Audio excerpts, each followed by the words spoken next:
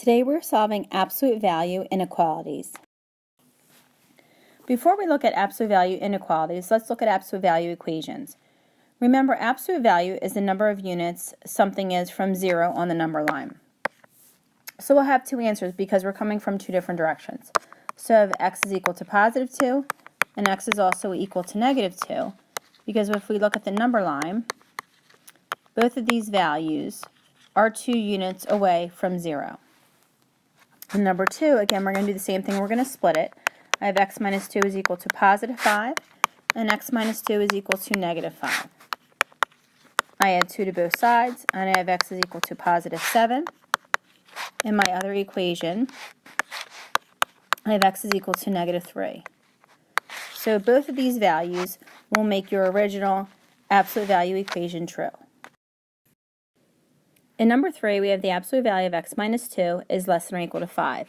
Now with absolute value, I'm going to have a compound inequality. If I have less than or equal to, I like to say that that looks like it's saying less than. So we're going to have an and there as our compound inequality. In number 4, we have greater, and I like to say that that sounds like we're saying greater, so I know I'm going to have an or there for my compound inequality. So I'm going back to number 3.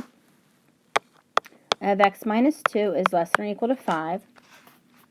I know I'm going to have the word and I'm going to have x minus 2. Now from here, I change the direction of the sign. That positive 5 becomes a negative 5. So I'll solve them separately. So I add 2 to both sides, and I have x is less than or equal to 7.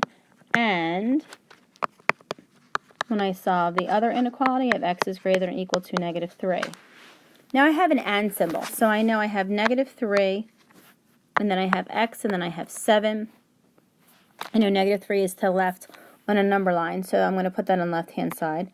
I have less than or equal to here, less than or equal to there. And then if I were to graph this, if 0 were here, negative 3, and I have 7 here. I have a closed circle at negative 3 and a closed circle at 7. And then my solution is in between. I like to say that looks like a barbell. Now looking at number 4, I have absolute value of x minus 2 is greater than 5. We already have identified that's an or because of the greater.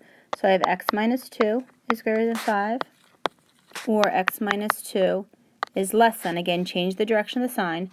That positive 5 becomes negative 5.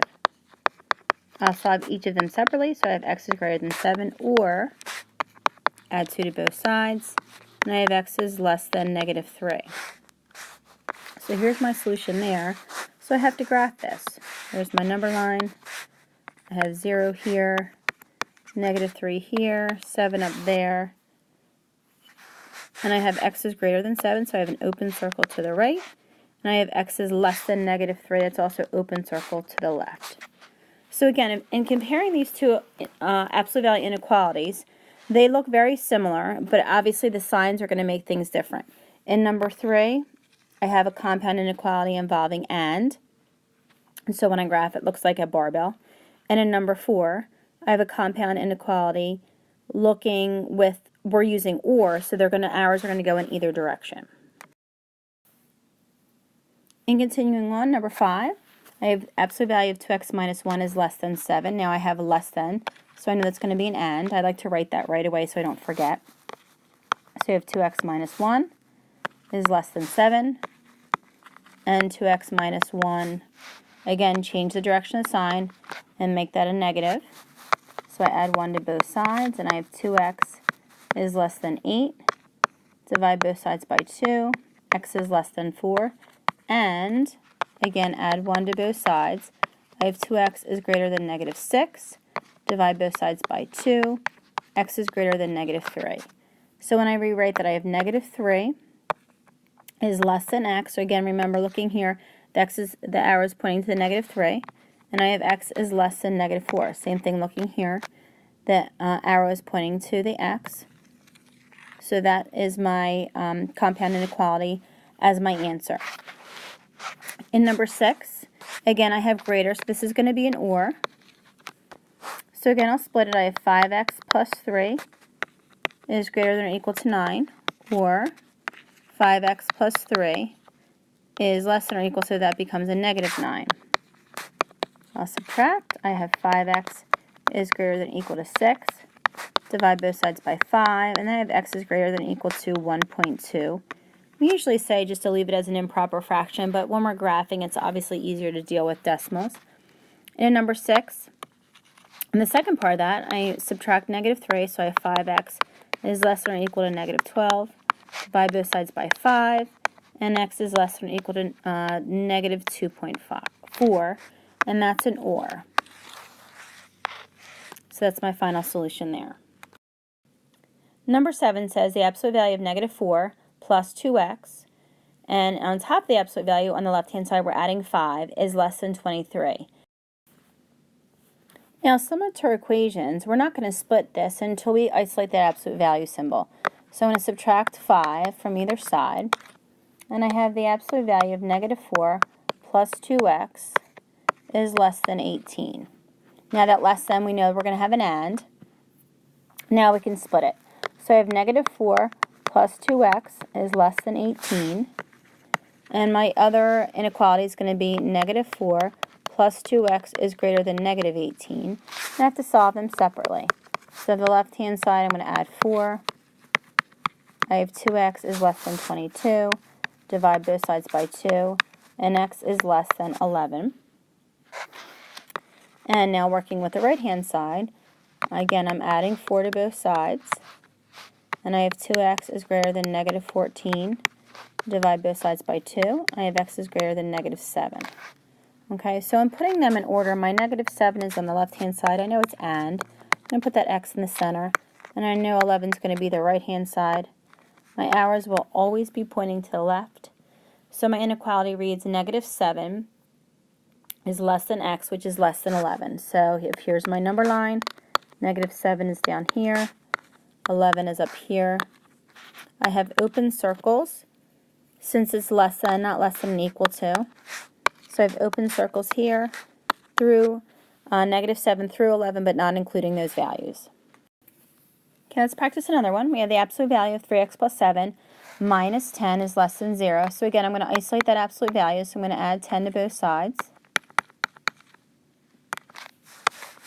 And I have the absolute value of 3x plus 7 is less than 10. So now that I have that absolute value by itself, I can split it.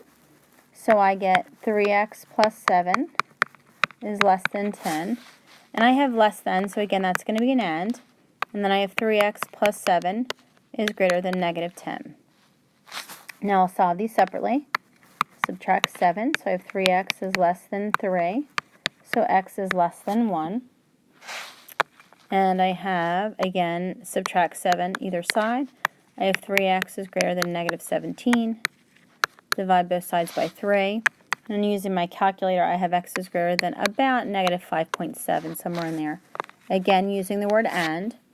So now I have to write this as a compound inequality. So on a number line, negative 5.7 will go to the left.